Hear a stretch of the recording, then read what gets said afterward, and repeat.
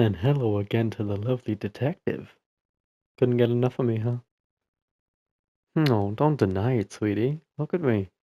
Fit, rich, dangerous. I'm like catnip to someone like you.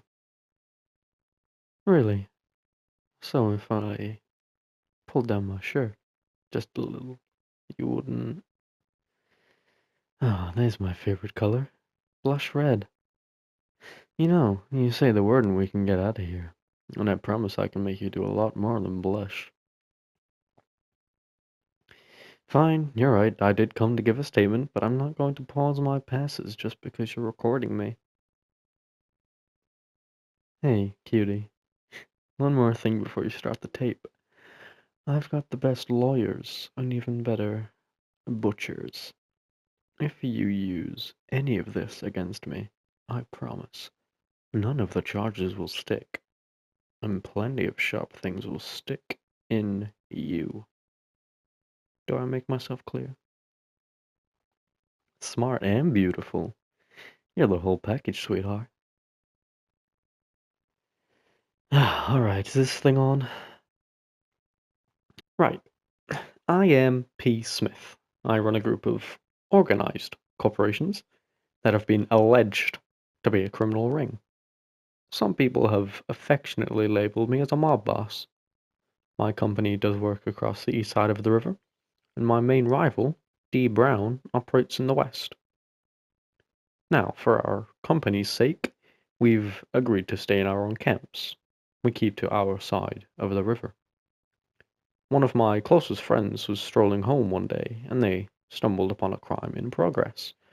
They understood that they had witnessed a drug deal and recognized the dealer, a kid that works for D. Brown. Now, this kid's, what, barely 18? So my friend didn't want to ruin his life by turning him in. So he did the smart thing and came to me. Detective, you could come to me anytime. Right, strictly professional. My buddy comes to me and tells me what he saw. I've got a couple of contacts with private investigators, so I ring up one of them to dig some dirt, figure out who sold this kid any sort of weight. Why I know a private investigator is irrelevant, detective, and I don't have to answer that question. I'm not under arrest, I'm simply giving a tip to my local police station. As I was saying, I sent the investigator to look into it. He finds that the kid got the weight from Brown. Turns out, in addition to the completely legal business we both compete in, Brown has been running a side hustle. He's been sending runners to deliver a new cocaine mix to my side of the river. Supposedly, it's good stuff.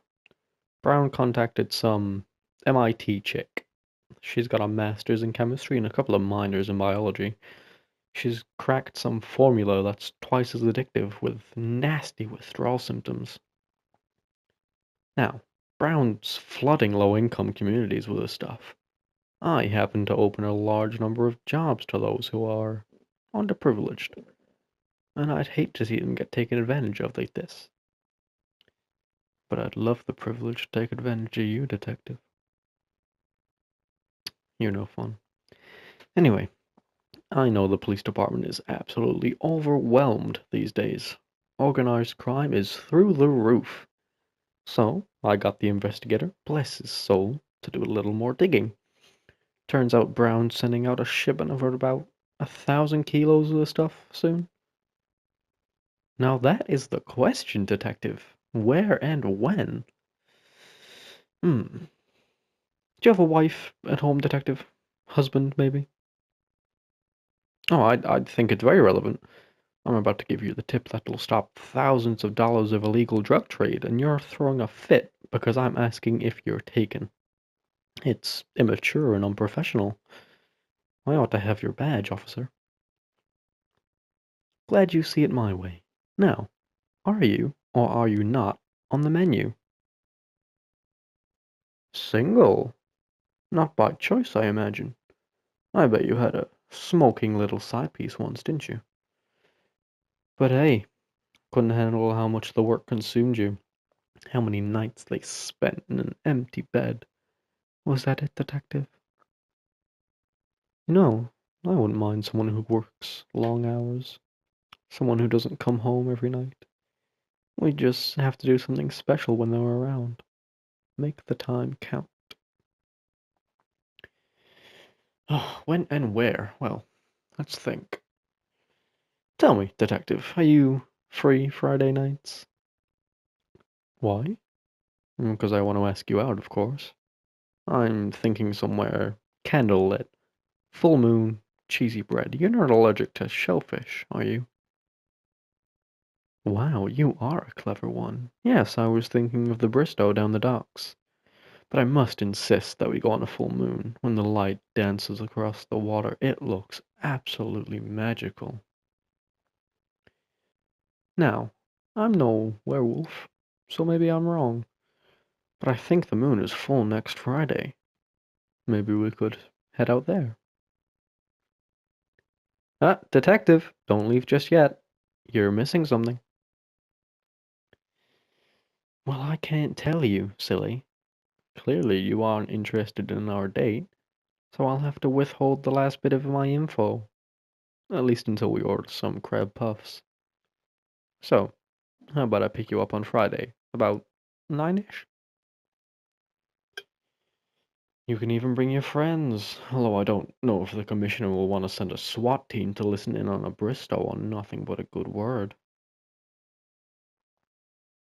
So it's decided then. 9 on Friday.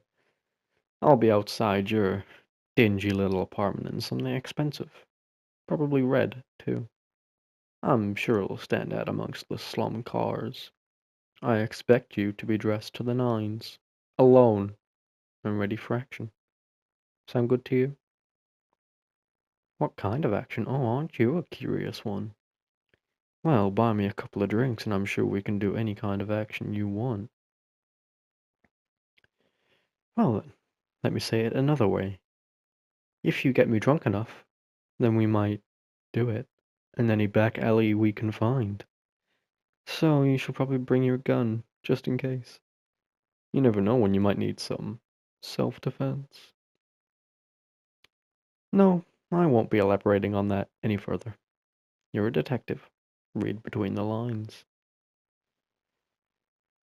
Alright, this interview's over. Unless you want to leave together, I'll be going right now.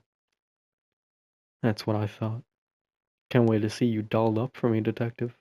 Oh, and try to get some sleep. I can't have you on my arm with shadows under your eyes. People will talk. Ta-ta.